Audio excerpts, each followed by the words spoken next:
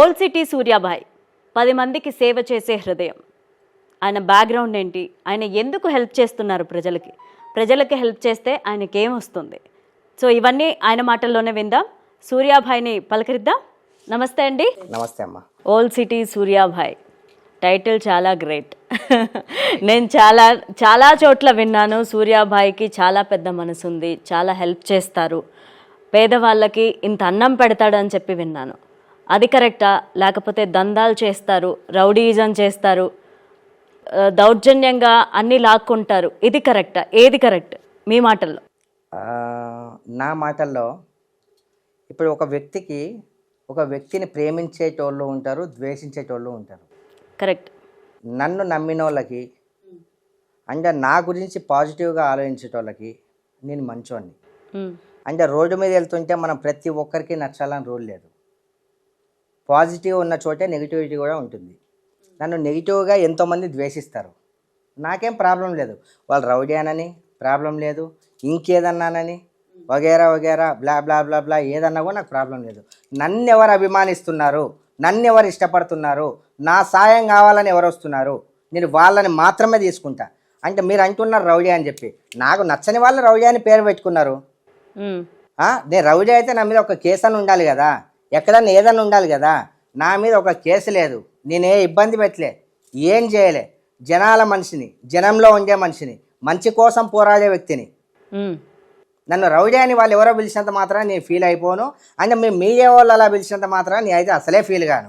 నేనేందో నాకు తెలుసు, నన్ను నమ్మిన వాళ్ళకి తెలుసు, నా సాయం పొందిన వాళ్ళకి తెలుసు. సో మీ ఒంటి మీద మొత్తం ఎన్ని కేజెస్ గోల్డ్ ఉంది? మీరు ఎంత అనుకుంటే అంత. ఈ కనిపిస్తుందంతా రియల్ గోల్డేనా? అది ప్రతి దాంట్లో అది కామన్ అయిపోయింది. రియల్ అది ఇది అనేది అది కామెంట్స్. ఎవరికైనా అంత గోల్డ్ చూస్తే అదే డౌట్ వస్తుంది. చెప్పు, ఇప్పుడు 100 కోట్లు బ్లాక్ మనీ ఉంటది, అదంతా మనీని చూసి బ్లాక్ మనీయా అని అంటామా? అనం కదా. ఇది కూడా అంతే. సో ఎంత వెయిట్ ఉంటుంది ఇది మొత్తం? మీరు అనుకున్నంత ఉంటుంది. నేను ఒక కేజీ 1.5 కేజీ ఉంటుంది అనుకుంటున్నా. సరే, అంతే అనుకోండి.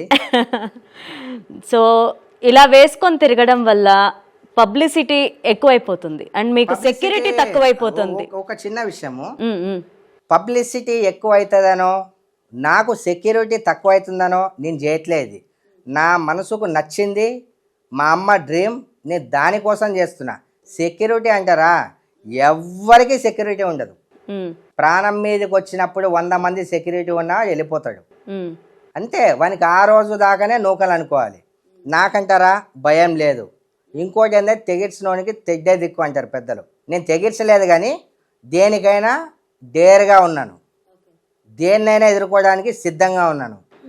జనాలు కొంతమంది ఏమనుకుంటారు, సెక్యూరిటీని బేస్ చేసుకొని వెళ్తుంటారు. నేను నా గుండె ధైర్యాన్ని బేస్ చేసుకొని వెళ్తుంటా, నాకేం భయం లేదు. కానీ ఇప్పుడు సిచ్యువేషన్స్ బాగలేవు, గోల్డ్ ఎక్కువ కాస్ట్ ఉంది, సో సెక్యూరిటీ మీకు అవసరం. మీరు ఎందుకంటే ఒక 10 మందికి ఉపయోగపడుతున్నాను అని చెప్పారు అండ్ మీ నుంచి సహాయం పొందిన వాళ్ళు కూడా అదే చెప్తున్నారు. సో మీరు సేఫ్గా ఉంటేనే వాళ్ళకి హెల్ప్ అవుతుంది. దీన్ని మీరేమంటారు? సరే, ఇప్పుడు మనం ఇంటికి వెళ్ళిన తర్వాత ఇంట్లో ఉన్నప్పుడు పడుకునేటప్పుడు మనం సెక్యూరిటీతో ఏం పడుకోం, నిద్రలోనే చచ్చిపోతే అలాగో చావు వస్తుంది కదా. మనకు చావు రావాలని రాసి పెట్టినప్పుడే వస్తుంది. 100% దీన్ని నమ్ముతా. ఎవరో టార్గెట్ చేసి చంపడానికి వస్తే, ఎవరో గుంజుకొని పోతే యూతలేం గాజులు వేసుకొని ఎవ్వరూ లేరు, అండ్ గుండె ధైర్యం లేకుండా ఎవ్వరూ లేరు. అండ్ ఊరికేనే నాకు ఓల్డ్ సిటీ సూర్యాభాయ్ అని పేరు రాలేదు. నేనేదో ఏదో చేసే ఉండాలి కదా. ఇంత డేర్గా తిరుగుతున్నా, ఇంత డేర్గా మాట్లాడుతున్నా, ప్రతి ఒక్కదానికి స్పందిస్తున్నా అంటే ఒకటి, నా మీద ప్రయోగాలు చేసిన రోజు ఆ ప్రయోగం 100% చెప్తున్నా, వాళ్ళే ఓడిపోతారు తప్ప, వాళ్ళనే ఓడిపడతారు తప్ప ఈ సూర్యాభాయ్కి ఏం కాదు.